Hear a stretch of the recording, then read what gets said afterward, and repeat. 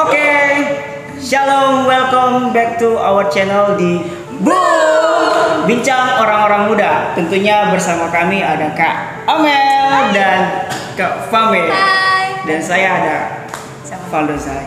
Oke, edisi malam kali ini kita akan membahas tentang kemerdekaan yang mempersatukan, dan tentunya kita juga akan bersama dengan narasumber yang mantap dan kece.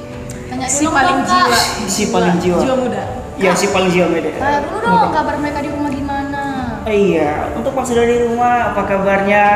Semoga baik-baik dan sehat-sehat. Kami mengharapkan kalian baik-baik dan sehat-sehat. Sebelumnya kita ucapkan dulu dong, Kak. Oh iya. Yuk, sama-sama kita ucapin ya, Kak ya. Kalimatnya apa dulu? Kalimatnya itu, selamat hari ulang tahun kemerdekaan Republik Indonesia ke-78. Panjang banget ya? Terus melaju untuk melangkah. Terus melaju. Bisa tulis semua aja nggak sih? Kita bagi. Oke. Kita bilang selamat hari kemerdekaan Republik Indonesia ke-78. Ya, baru Banyak banget ya. selamat hari ulang tahun kemerdekaan Republik Indonesia ke-78 tahun. Satu terus melaju, terus Indonesia maju, terus merdeka. Sampai kita merdeka. Merdeka. Selamat hari ulang tahun, Mas. Oke. 1, 2, 3, go. Selamat hari ulang tahun kemerdekaan. Republik Indonesia yang ke-78 tahun. Terus melaju untuk Indonesia maju.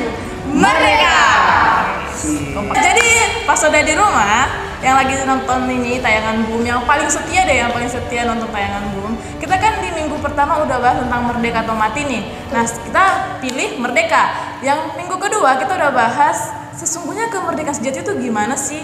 Ya, kita sama-sama udah tahu kalau ketika kita dimerdekakan Kristus Yesus, kita mempunyai status baru, kita menjadi orang percaya, orang yang dimerdekakan. Malam hari ini topik pembahasannya masih di sekitar kemerdekaan juga, cuman topiknya tentang kemerdekaan yang mempersatukan.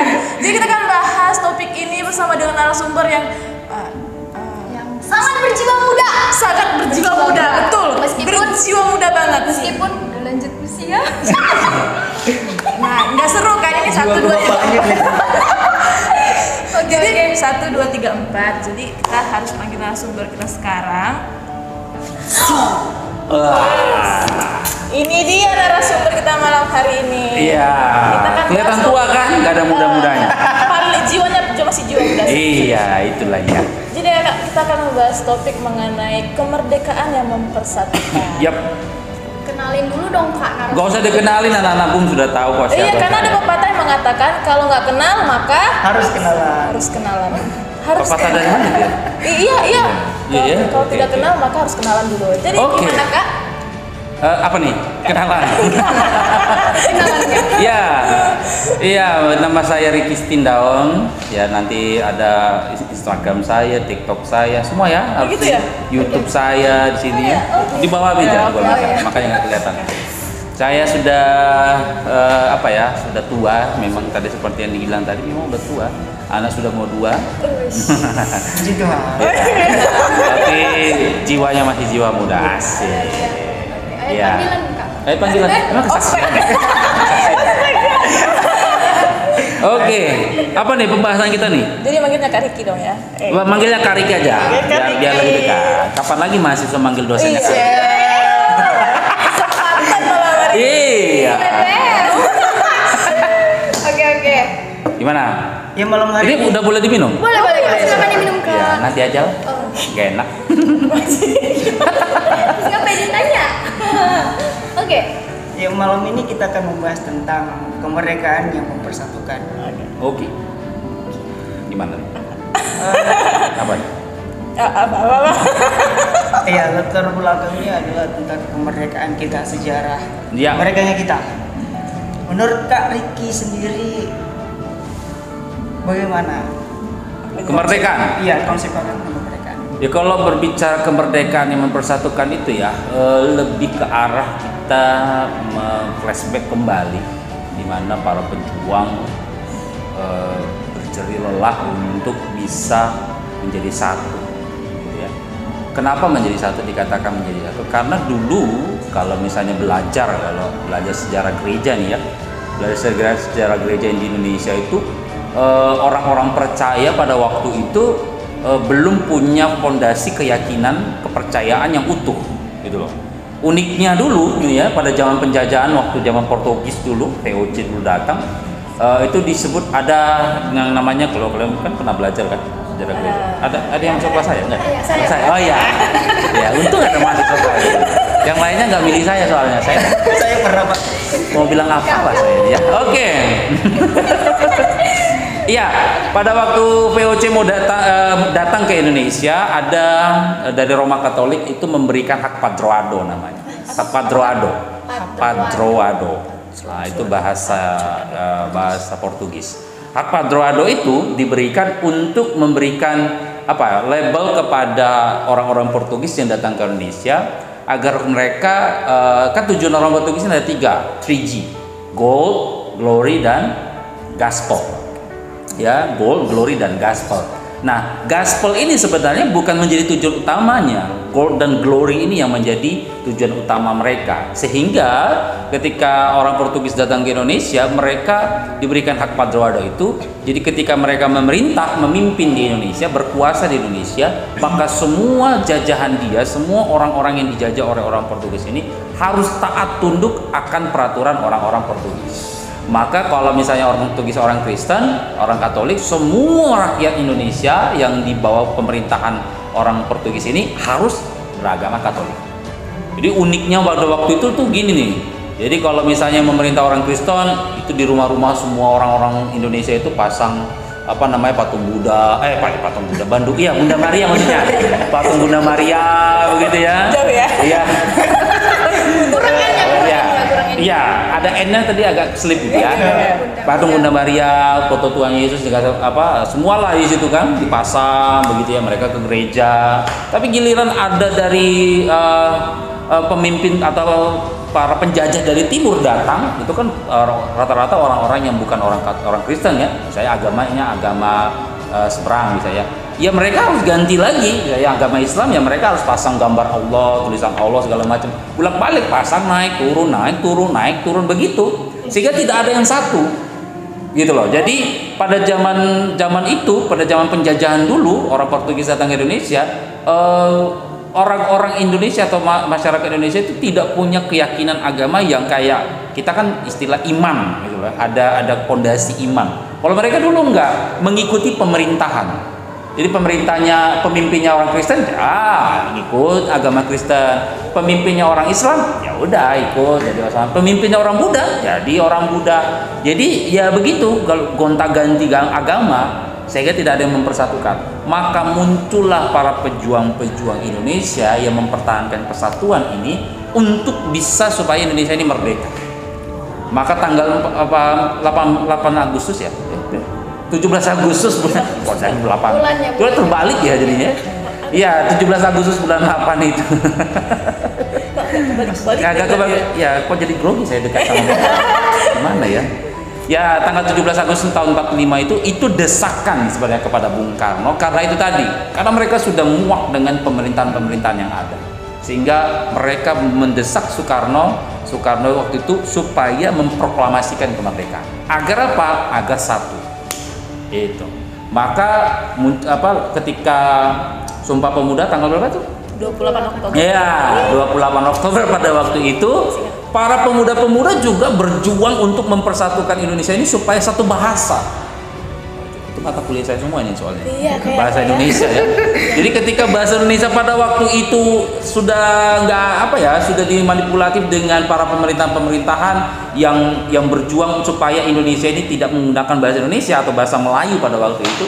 Mereka berjuang nih para pemuda-pemuda ini untuk mengikrarkan Sumpah Pemuda mereka pada tanggal 28 Oktober itu. Sehingga akhirnya tema ini sebenarnya lebih kepada flashback kembali lagi kepada perjuangan mereka untuk menjadikan satu Indonesia ini. Tidak ada lagi perbedaan. Perbedaan tetap ada. Itu Bhinneka Tunggal Ika, tapi berbeda-beda namun tetap satu.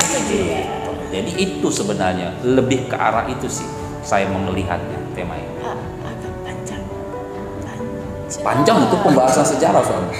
Sepertinya tidak perlu ditanya lagi. Enggak. Tapi kan kalau orang berbicara tentang kesatuan itu kan memang dari dulu cita-cita para pejuang itu memang mempersatukan Indonesia yang luas ini. Tapi kalau dilihat lagi kan sekarang ini sebenarnya kesatuan itu menurut Kak Riki gimana sih keadaan kesatuan bangsa kita di 78 tahun Indonesia merdeka ini, Kak?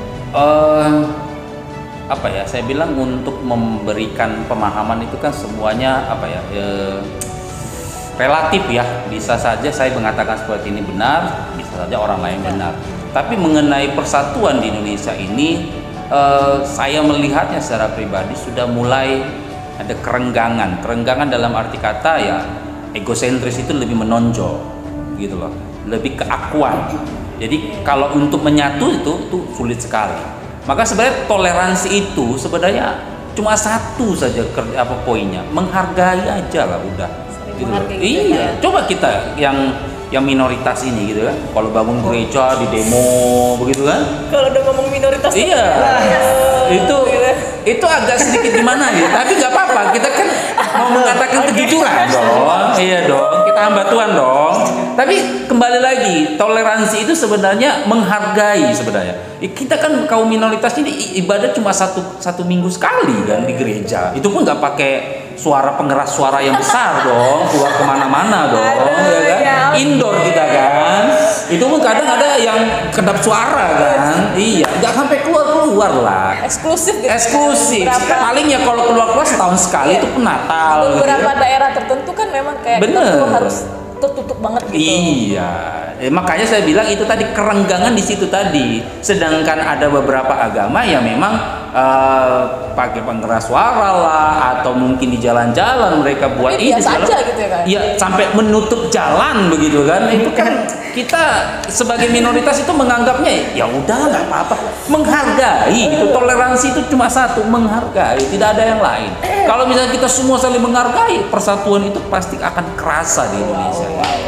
Itu aja sih sebenarnya. Jadi Pak Soda di rumah, gimana pendapat Pak Soda mengenai kesatuan di bangsa Indonesia ini? Iya. 78 tahun Indonesia merdeka? Tolong di kolom komentar, kayaknya agak mulai panas ini. Kalau begini terus ada kemungkinan nggak Kak Apa bangsa kita bakalan kembali lagi ke masa penjajahan Portugis dulu, mengikuti Kayak gitu-gitu banyak. kepercayaan pimpinan yang paling menurut Kakak? Memang arah bukan hanya bangsa ya, arah dunia ini akan kembali lagi seperti zaman mula-mula.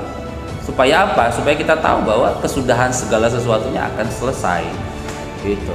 Ini akan mendekati akhir zaman kalau saya bilang. Karena apa?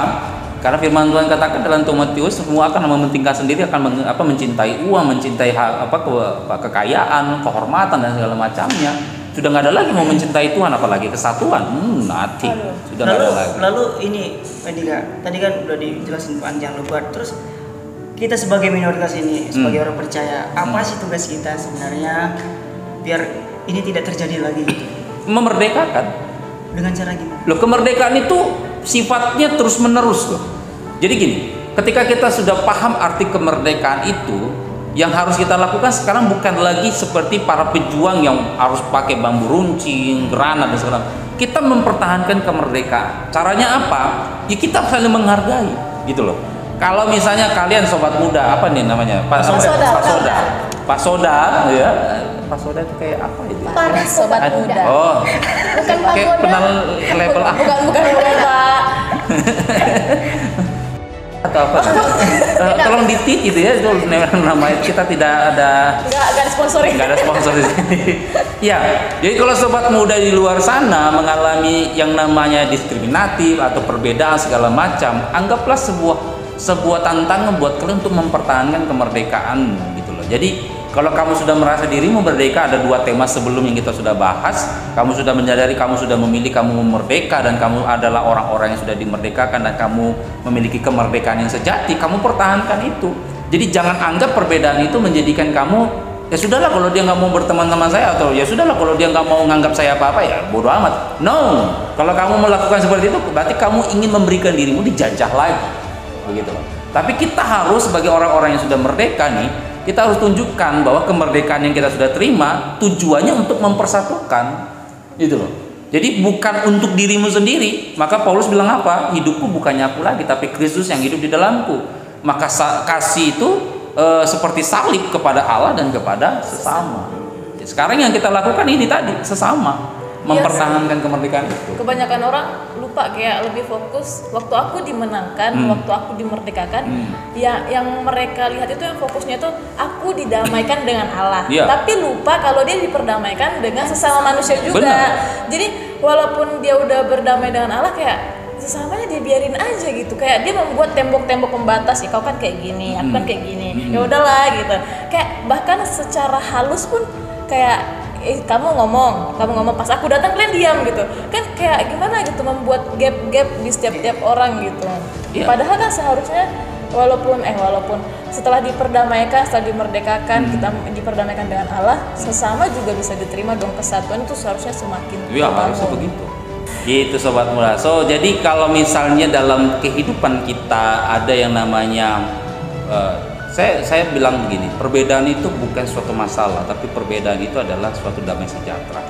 Itu damai sejahtera itu yang membuat kita harus bisa melihat bahwa kita tidak sama dengan orang lain. Sekalipun kita satu iman, kita tidak sama dengan orang lain. Maka jangan anggap ketidaksamaan itu menjadikan kamu harus terpisah dengan mereka. No, justru ketidaksamaan itulah yang harusnya membuat kita menjadi satu. Gitu loh. Contoh misalnya, coba kayak Kak Fahmi. Apa yang membuat Kak Fahmi berpikir bahwa saya ini berbeda dengan orang lain? Anggota streaming. Saya berpikir bahwa saya berbeda dari orang lain. Apa? Itu, apa ya? A few moments. Apa? Apa ya, Kak? Iya. Nah, kan? Dia bingung kan? Tapi realitanya nih Kak, itu yang tadi Kakak bilang perbedaan itu harusnya yang mempersatukan kita, tapi realitanya perbedaan itu yang malah jadi konflik, kesenjangan. Contohnya kalau kita dengan agama lain gitu, agama tetangga. Kalau bahas yang umum masih bisa-bisa aja, masih santai-santai aja. Tapi kalau sudah bahas tentang Tuhanku dan Tuhanmu, di situ beratnya. Ya, kita pernah bisa menerima ungkapan itu ya. Ada kan beberapa misalnya teman-teman kita yang berbeda bahwa ya Tuhan kita sama begitu ya katanya ya. Udahlah Tuhan kita sama kok gitu. Tapi kita sebagai orang percaya, Pak Soda ya, sebagai kita orang percaya, kita harus punya moto begitu. Tuhanmu ya Tuhanmu, Tuhanku Tuhanmu. Tuhanmu ya Tuhanmu, Tuhanku ya Tuhanmu. Kayak maksa gitu nggak? Nah, justru di situ. Kalau itu kalimat logika, ya, kalimat-kalimat yang penuh dengan pikiran yang Ini logika. kayak tempat SKS. Iya, maka boleh saya. Tinggal satu lagi yang penginjilan dan KKR belum. Ini benar ke sana. Tapi pada dasarnya kita harus punya konsep itu Sobat Muda. Karena kalau misalnya kita tidak punya konsep itu, kita akan selalu menerima ungkapan orang-orang yang berbeda dengan kita. Makanya perbedaan kemerdekaan yang mempersatukan yang dimaksudkan di sini adalah kita sudah tahu bahwa Yesus itulah Tuhan segala bangsa. Yesus itu adalah Allah semua umat manusia, gitu ya. Tuhannya manusia. Yesus itu mati untuk semua manusia, bukan hanya orang Kristen. Maka kenapa kita punya slogan itu, supaya kita memberikan pemahaman kepada mereka yang di luar sana yang tidak percaya Yesus, bahwa sesungguhnya yang mereka percaya itu yaitu kepercayaan mereka. Tapi yang kami percayai harus kamu percayai. Kata harus itu bukan harus menjadi tekanan atau paksaan ya. Kata harus itu adalah sebuah konotasi di mana mereka harus berpikir bahwa sesungguhnya ada kebenaran yang harus mereka cari. Gitu loh. Ada kemerdekaan yang harus mereka dapatkan. Maka Tuhanmu ya Tuhanmu, Tuhanku adalah Tuhanmu, itu memberikan pemahaman bahwa Tuhan yang kami percaya adalah Tuhan yang sudah memerdekakan kami, yang akan memerdekakan kami. Begitu. Nah kayak tadi Kak Fahmi bingung apa yang membuat dia berpikir kenapa dia berbeda. Karena itu tadi, karena kebanyakan orang tidak akan pernah melihat perbedaan dirinya, tapi perbedaan dengan orang lain. Selalu melihatnya dari orang lain. Gitu. Contoh misalnya Kak Fahmi lagi duduk diam, melihat orang lagi, oh pintar ya dia nyanyi. Ya aku berbeda dengan dia. Padahal sesungguhnya dia lebih istimewa. Karena itu tadi belum dapat mengeluarkan atau pemahaman kemerdekaan yang sesungguhnya itu loh. Aduh, ini kok jadi ngomong Kok begini nih? minggu Kenapa lalu, nih? minggu lalu. Kak Fahmi jadi bengong nih kan? Aku belum merdeka. Bukan berarti Kak Fahmi belum merdeka, tetapi makna kemerdekaan yang Kak Fahmi pahami adalah Kak Fahmi ini lebih kepada penekanan bahwa perbedaan itu dari orang lain datangnya, bukan. Padahal Dari diri kita sendiri. Kita sendiri sebenarnya menganggap kita ini berbeda, bukan orang lain. Jadi contoh misalnya datang, mohon maaf ini ya, saya bukan apa namanya apa sih istilahnya rasis ya. Ada orang yang kulit putih datang ke kita kulit kulit hitam, kita kulit putih misalnya. Nah datang misalnya, iya, kita beda ya. Padahal nggak ada bedanya kalian, gitu loh. Kalian sama-sama manusia toh, benar kan? Kalian sama-sama manusia, sama-sama mengasihi Tuhan, tapi hanya gara-gara kulit kalian mengatakan kalian berbeda. Benar nggak? Nah, perbedaannya di situ kan. Sebenarnya perbedaan itu bukan dari orang lain, tapi dari dirimu sendiri. Gitu. Kamu yang menganggap dirimu berbeda. Padahal dia cuma datang, tiba-tiba kamu, kita beda ya. Gitu. Gak ada yang bilang beda, semuanya sama di mata. Kan Tuhan katakan di mataku semua manusia sama. Artinya kesamaan itu di hadapan Tuhan. Gitu loh. Kalau udah sama di hadapan Tuhan, kenapa kita menganggap itu sebuah perbedaan? Ya. Makanya apakah firman Tuhan bukan aku yang memilih kamu, bukan kamu yang memilih aku, tapi aku yang memilih kamu. Kenapa bilang Tuhan berkata begitu? Karena ketika kamu memilih aku, kamu akan melihat banyak perbedaan dalam dirimu. Itu loh sobat. Jadi lebih mengarah ke situ. Coba kalau Kak Faldo sendiri menganggap kemerdekaan adalah sesuatu yang harus dipertahankan. Mempertahankannya bagaimana? Ya pasti tadi yang saling menghargai itu. Ya, oke lah, saling menghargai. Kemudian tidak melihat perbedaan itu. Oke, saya ganti pertanyaannya. Apa yang menjadi pergumulan Kak Faldo? Jadi host. Saya jadi host, mereka jadi bintang tamu. Karena saya juga penasaran, kenapa temanya harus diangkat? Karena apa yang menjadi pergumulan Kak Faldo tentang kemerdekaan diri Kak Faldo sendiri?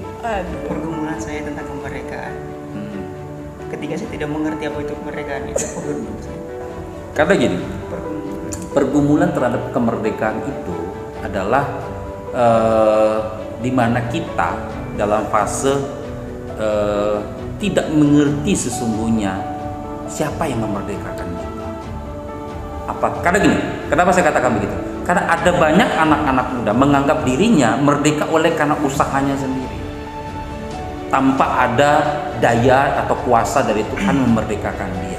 Maka kalau saya katakan tadi apa pergumulannya? Pergumulannya itu tadi, saya belum merasakan Tuhan menangkap saya. Contohnya begitu.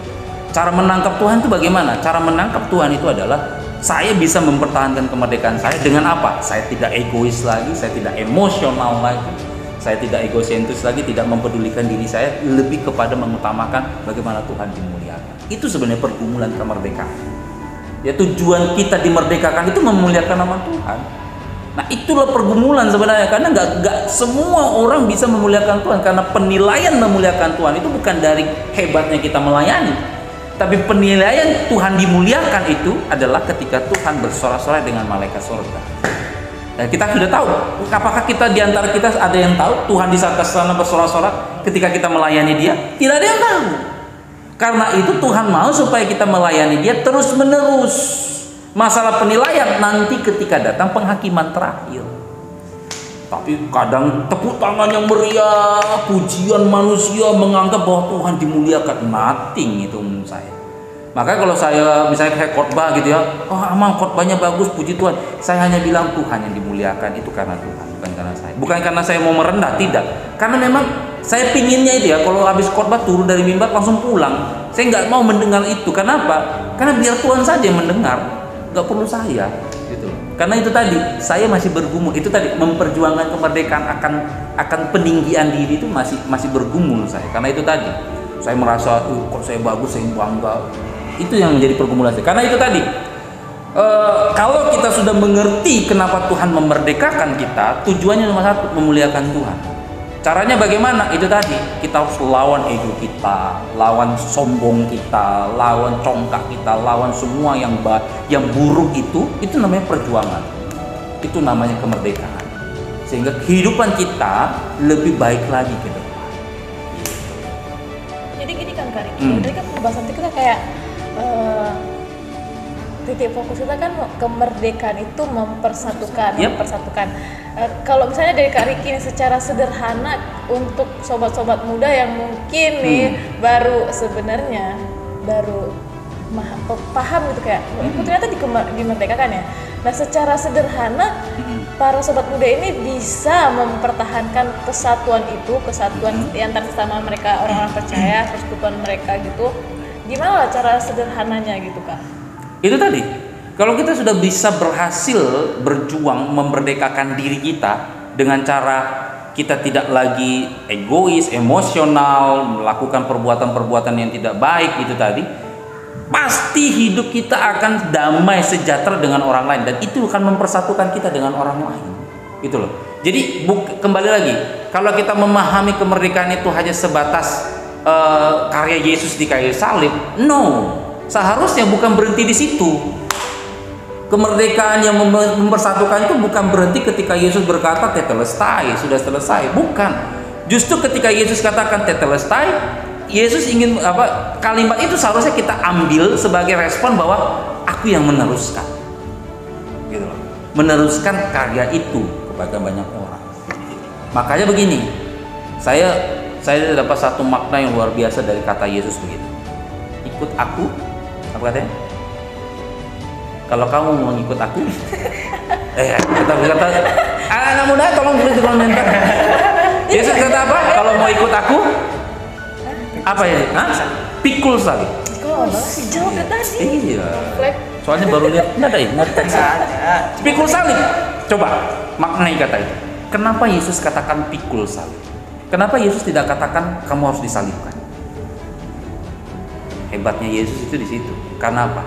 Karena di dalam pikulan salib itulah kita akan memaknai apa itu kemerdekaan. Kenapa? Karena ketika Yesus memikul salib itu, ada banyak cacian, ada banyak ludah, ada banyak cambuk, ada banyak sorak-sorak yang mengatakan mati, bunuh saja dia, salibkan saja dia. Di dalam pikulan salib itulah sesungguhnya kemerdekaan. Kayaknya udah selesai nih. Ya yang bertobat angkat tangan. Karena gitu, saya memaknainya itu. Justru kemerdekaan yang mempersatukan itu, Yesus kan di atas kayu salib itu sebenarnya untuk menunjukkan bahwa perjuangan saya sudah melewati jalan Via Dolorosa itu perjuangan dia. Di atas salib itu hanya dalam istilah orang Romawi itu hanya hinaan saja supaya memuaskan orang-orang yang menganggap bahwa Yesus itu adalah orang yang terhina. Ketika di atas kayu salib itu pun dia katakan Bapa Eloi Eloi lama sabaktani, kenapa engkau meninggalkan aku? Itu artinya apa? Itu tangisan seorang anak yang memakai tubuh manusia itu sakit, sungguh-sungguh sakit. Itu loh. Bagaimana seorang anak harus merasa ditinggal oleh bapaknya. Tetapi perjuangan yang sesungguhnya yang Tuhan Yesus mau tunjukkan adalah ketika dia harus jalan di Via Dolorosa itu. Gitu loh. Maka kalau pertanyaan itu tadi, bagaimana caranya? Caranya itu tadi. Kalau kita sebagai minoritas atau anak-anak muda dalam komunitasmu, dalam sekolahmu, dalam studimu atau dalam pekerjaanmu, kamu merasa sendiri, kamu sedang memikul salib. Gitu. Maka bertahan. Ya mungkin ada 1-2 orang yang care dengan kamu, tapi ada sebagian besar yang tidak care dengan kamu, yang menganggap bahwa orang Kristen ini begini, orang percaya begini. Tapi kan nggak mudah Kak. Nggak mudah memang. Mudah, Kak. Justru itu yang dikatakan Yesus, pikul salib. Kalau mau ikut aku. Iya. Tapi pada faktanya pun anak-anak muda biasanya meninggalkan Tuhan gara-gara doa. Meninggalkan gitu, Tuhan kan? gara-gara cuan. Meninggalkan Tuhan gara-gara jabatan. Enggak sedikit anak-anak muda begitu. Maka saya ada tergabung dalam satu komunitas pelayan anak-anak muda. Kami sempat merasa kehilangan hampir 50%, saya mengatakan ya, hampir 50% di daerah Jawa sana anak muda Kristen sudah mulai terhilang. Itu tadi pengaruh itu tadi. apalagi sudah ada LGBT plus itu tadi kan, segala macam itu Q+. pengaruhnya. Ya Q+ itulah. ya Q+. Itu yang membuat anak-anak muda ini sudah mulai kehilangan arah. Itu makanya saya bilang kalian yang punya jiwa muda seperti ini, jangan berhenti sampai di bumi ini. Kalian melayani, entah kalian mau jadi gembala kah, entah mau jadi apakah. Perhatikan, karena generasi muda ini incaran empuk si iblis. Karena kalau sudah habis masanya generasi muda, habislah gereja. Tidak ada lagi gereja. Maka dua yang diserang oleh iblis, keluarga Kristen dan generasi muda. Tapi di dalam kesatuan sendiri tuh Kak, kesatuan berarti bukan cuma satu orang dong, Bener. berarti 2 atau lebih orang. Bener. Berarti seharusnya dalam sebuah persekutuan itu Yep. orang-orang percaya itu saling menguatkan, Bener. saling menopang, bukannya dibiarin. Ya. Pas lihat deh satu orang tuh udah mulai kayak udah terseok-seok dia sendiri gitu, bebannya berat banget, dia malah kayak ya udahlah biarin aja. Daripada aku ikut, nanti aku ikut ikut menderita seperti dia gitu. Kebanyakan orang kayak gitu kan Kak. Memang bener. Takut nolong, karena pas dia nolong dia juga keikut ke dalam Iya. itu, mikir dong 2 kali gitu. Daripada gua menderita, Iya. daripada gua terjerumus, mending gua. Padahal gua- dalam kesatuan itu seharusnya saling menopang, saling Iya. menguatkan. Karena kalau berbicara tentang persekutuan ya, kalau berbicara tentang persekutuan, tema ini sebenarnya lebih cocok kepada anak-anak muda yang di dalam gereja. Kenapa? Coba perhatikan di gereja kalian lah, sobat muda, pasoda. Di gereja kalian sendiri lah, ada berapa anak-anak muda di sana? Mungkin ada 10, 20, 30 gitu ya yang rajin ke gereja. Tapi coba jumlahkan seluruh total anak-anak muda kalian, pasti lebih banyak daripada yang hadir. Kemana mereka? Secara data banyak. Iya, Yang secara hadir. data banyak, tapi yang hadir sedikit. Kemana mereka?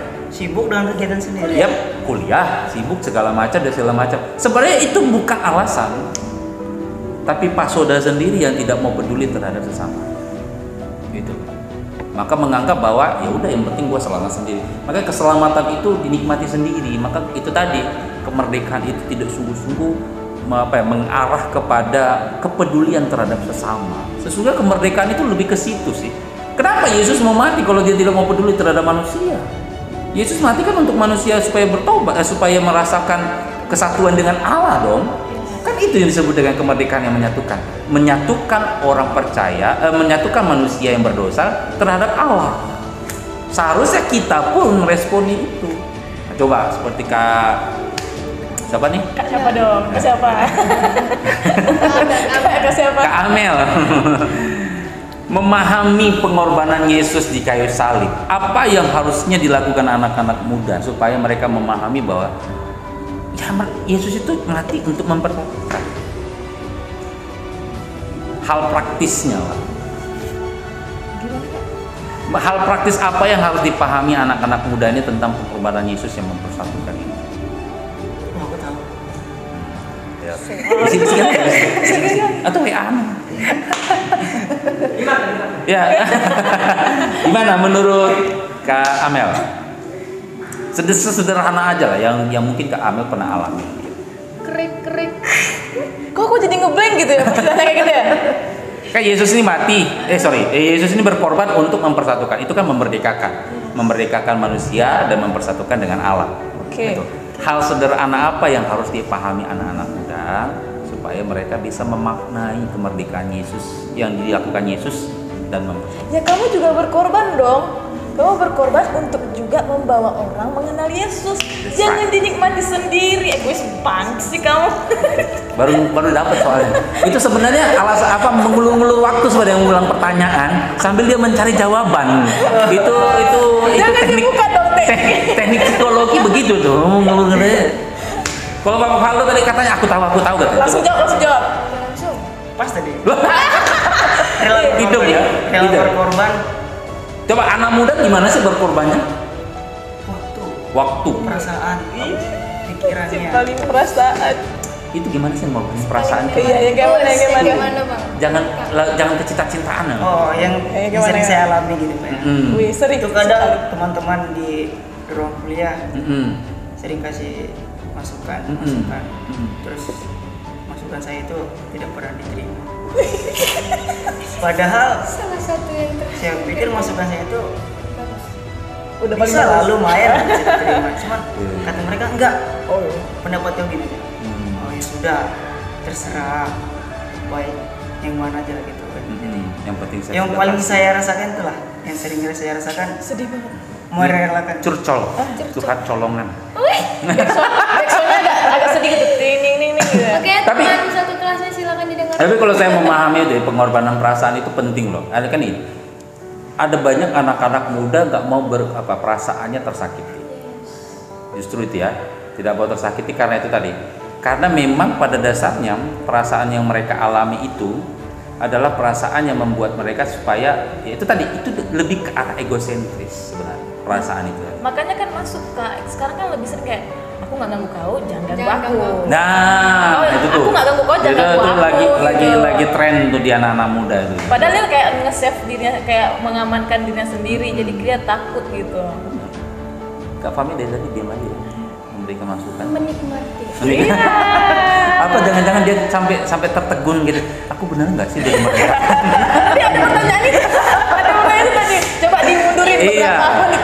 Jadi satu teks ya, firman Tuhan mengatakan gini, Roma 8 ayat 20 gini. Karena seluruh makhluk telah ditaklukkan kepada kesia-siaan, bukan oleh kehendaknya sendiri, tetapi oleh kehendak Dia, Allah yang dimaksudkan, yang telah menaklukkannya.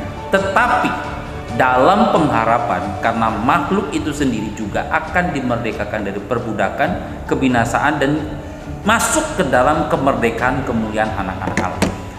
Manusia sudah naturnya adalah manusia berdosa. Ketika manusia sudah sadar bahwa di hidupnya adalah manusia berdosa, ketika dia sudah dimerdekakan pun pasti dosa itu tetap ada. Karena apa? Karena dosa tidak akan pernah selesai di dunia ini sebelum Tuhan Yesus datang kedua kalinya. Maka ketika kamu sudah dimerdekakan, intimidasi dosa itu akan tetap terus ada. Maka ketika kamu sudah merasakan bahwa dirimu sudah merdeka, kamu harus mempertahankan kemerdekaan itu supaya apa? Supaya kamu bisa menjadi satu dengan orang lain. Contoh misalnya, kamu sudah dimerdekakan dari sikap egosentrisme, kamu harus bisa mempertahankan itu supaya kamu tidak egois lagi dan kamu bisa satu dengan orang lain.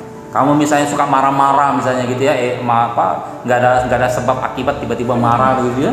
Kamu udah merdeka di situ, jangan lagi kamu terpengaruh, jangan lagi mau diintimidasi oleh dosa. Nah, itu jadi pergumulan sebenarnya. Itu makanya perjuangan itu tadi, perjuangan kemerdekaan itu. Maka kalau saya sebenarnya kalau ngomong begini nggak bisa pendek, waktunya harus panjang. Iya.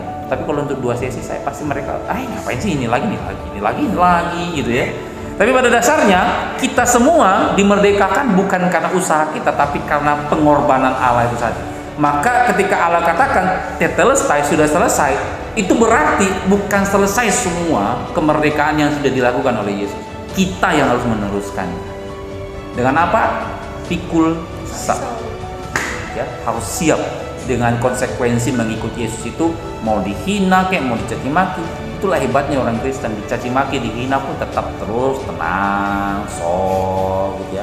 Entah karena mungkin berpikir karena kita minoritas kali ya, karena memang kita mau bersuara pun kayaknya siapa yang percuma gitu ya. Apalagi di paling yang bagian atas itu kan semua yang sudah yang mayoritas gitu. Minoritas ya. Pada dasarnya Tuhan akan memperhitungkan semua jerih lelamu dalam memperjuangkan kemerdekaan.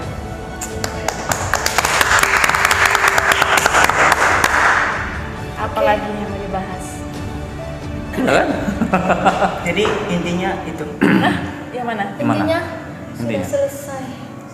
Sudah selesai. Kita sebagai penerus, kita harus siap pikul salib. Walaupun Yap. kita dihina, dikucilkan, ya. Itu tadi yang terakhir statementnya Kak Amel itu bagus. Kalau kamu sudah merasa kamu sudah merasakan pengorbanan Yesus, kamu juga harus berkorban memperkenalkan Yesus bagi banyak orang lain. Itu tujuan utama dari tema ini. Karena ketika kita sudah dimerdekakan, kita harus memerdekakan orang lain juga untuk jadi satu di dalam Kristus. Jadi jangan malas datang persekutuan. Bener. Itu aja deh. Iya Datang juga sih. Iya. persekutuan. Tapi motivasinya ibadah. harus benar juga tuh. Iya. Kadang juga ada tuh banyak gereja tuh buat persekutuan game online. Motivasinya jadi game online bukan ibadah. Cepet-cepet ibadah yang selesai supaya main game online. Ada tuh gereja tuh begitu. Ada ya? Ada buat turnamen di gereja, gitu. Main taruhan, main hadiah. Itu banyak tuh. Ya. Makin modern ternyata gereja sekarang. Oh banyak. Sekarang Versi baru. persekutuan anak muda zaman sekarang ini sudah mengarah kepada kecintaan terhadap dunia. Iya. Makanya saya bilang kita yang punya hati muda seperti ini ya harus terus memperjuangkan, memberikan asupan-asupan rohani kepada mereka yang sudah terkecimpung terhadap dunia-dunia yang ya orang-orang mengarah kepada mencintai dunia itu tadi. Tolong dong guru di belakang, kayaknya materi kami lebih dikit gitu ya daripada materi narasumber ya. Ya memang harus narasumber kan lebih banyak. Atau saya ulang lagi ya? Betul. Bapak lagi. Aduh. Oke, itulah. Jadi seperti itu. Pertanyaan saya nggak perlu dikatakan. Yang mana? Yang mana? Coba yang mana? Emang nanya apa? Aku coba. Apa? Gak tahu kan dia aja bingung mau nanya apa. Sebenarnya itu alasan saja sebenarnya. Enggak, tapi serius. Kayak tentang Masih bingung ternyata dia. Aku udah dimerdekakan belum? Bukan gitu ya? Bukan. aku rasa aku udah dimerdekakan. Amin. Haleluya. Jadi kayak statementnya Kak ini kan, Apa Kak tuh? Valdo yang bilang dia itu mengorbankan perasaan. Aku tuh ngerasa aku juga udah mengorbanin perasaan aku. Kalau dia sih Ini bilang bukan versi- hubungan percintaan versi ya? baper Oh, sih. bukan. Jadi dulu itu sedikit cerita nih. Woi, Sebelum aku datang nih ke tempat ini, Hmm. ya aku termasuk salah satu kaum minoritas dari sebuah perkumpulan yang dimana di dalamnya ada aku gitu kan. Nah jadi karena aku minoritas, aku kayak ya tau lah kalau minoritas itu di gimanain gitu kan. Tapi meskipun demikian, aku tetap terus mengasihi mereka loh. Aku tetap mau berteman dengan mereka, bahkan nggak membalas apa yang mereka lakukan sama aku. Ini serius. Ini sudah pikul salib ya. si paling pikul salib. Ini serius. Aku nggak bercanda, Ya, aku oke, nggak oke. berbohong. Kami percaya. Wih, kami percaya banget. Gus. Tapi muka kalian kayak Karena ya cerita ini akan menjadi sebuah momen di mana kalian akan mengingatnya terus menerus. Karena namanya cerita selain dikatakan kan akan terus teringat, gitu ya. Dan itu akan memberikan kalian motivasi untuk terus melakukannya. Karena memang pada dasarnya kita harus mengingat momen-momen di mana kita mengingat satu peristiwa di mana kita disakiti, di mana kita dibahagiakan, di mana kita mungkin dikucilkan dan segala macamnya. Momen-momen itulah yang akan terus membuat kita termotivasi untuk menjadi berkat bagi banyak orang. Oke, emang soal kesatuan ini kayaknya ego Ego. pribadi yang perlu dipatahkan ya. Harus dibatakan. Kayak Ego itu. dari dalam diri sendiri gitu. Makanya ada banyak orang yang mementingkan diri sendiri, ambil korupsi itu ya. Korupsi. Itu kan Tadi jadi bahasa dikit. kesurupsi ya itu ya, yang lebih mengutamakan dirinya sendiri ya, memakan orang-orang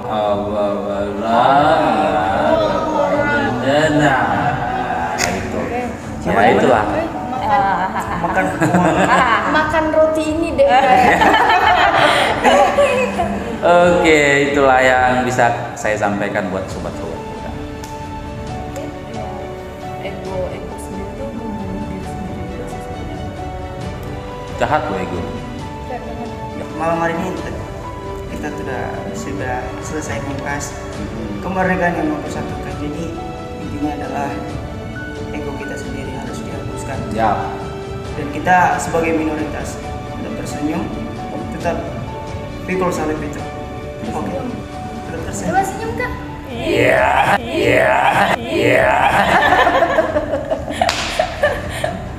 One minute later. Kalau saya closing statementnya ya, kalau kamu sudah dimerdekakan dalam karya Yesus itu sendiri, tugasmu adalah mempersatukan manusia dengan Allah. Caranya dengan apa? Dengan kamu dulu yang harus jadi berkat, terutama untuk dirimu sendiri dulu. Kamu sayangi dirimu dulu supaya kamu tahu bagaimana menyayangi orang lain, gitu ya.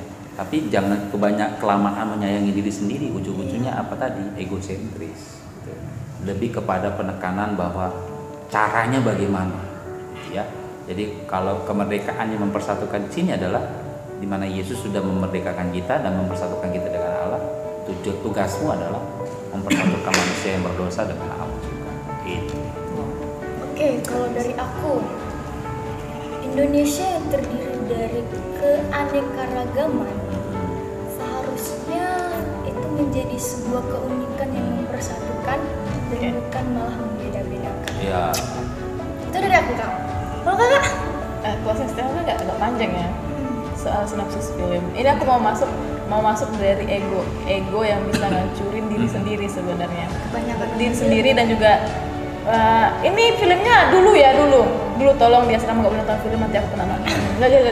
Dulu sebelum kesini ya. Dulu sebelum kesini. Ya, Oke, ditekankan underline dulu. Oke. Jadi sinopsis filmnya tuh film ini Captain America Avengers. Tapi yang edisi 2016 yang Civil War. Jadi di situ kan Avengers tuh terkenal kayak superhero yang punya Tahu lah, Pak Soda tahu lah. Superhero di dalamnya Avengers gitu. Jadi dalam film yang Civil War ini kesatuan mereka dalam tim Avengers itu diuji oleh suatu pemerintah ingin masuk mengurusi urusan Avengers. Jadi mulai retak dan itu cuman kayak pemantik apinya aja. Yang paling parahnya itu ketika masyarakat awam yang punya dendam ke Avengers, dia itu mencoba mengadu domba Avengers sampai mereka pecah. Singkatnya kayak gitu. Pasti Pak Soda pernah nonton lah ya, tahun 2016 kok filmnya. Aku suka kalimat terakhir si masyarakat biasa yang bukan superhero. Dia bukan superhero tapi bisa memecah belah Avengers. Dia bilang gini. Dia berbicara dengan salah satu superhero, dia bilang, "Saya cuma dendam dengan Avengers dan saya harus membebaskan dendam saya." Lalu si superhero ini bilang, "Jadi kamu hanya mengadu domba mereka supaya mereka hancur, ya? Saya tahu Avengers itu kuat. Tidak ada seorang pun yang bisa mengalahkan mereka, tidak ada kelompok manapun yang bisa mengalahkan mereka. Yang bisa mengalahkan Avengers adalah Avengers itu sendiri. Jadi yang bisa mengalahkan kamu adalah kamu sendiri. Kalau kamu nggak bisa menguasai diri kamu nggak bisa memberi dirimu untuk dituntun oleh Allah di dalam kemerdekaan itu, selesai sudahlah. Karena cuman kamu yang bisa mengalahkan kamu sendiri." Dan kalau generasi di gerejamu terhilang, yang harus disalahkan adalah gereja dan dirimu. Oh, jadi nuduh ya? Ironis sekali ya. Ya harus itu harus menjadi kesedihan kalian juga ya. Jadi kalau misalnya ada anak-anak muda kalian nih yang kalian tahu hilang, mulai pindah agama lah, segala macam lah, harusnya yang kamu pertanyakan adalah apa fungsimu sebagai orang yang sudah dimerdekakan. Mari koreksi diri masing-masing. Yang merasa punya cerita Sama juga kayak om tante juga.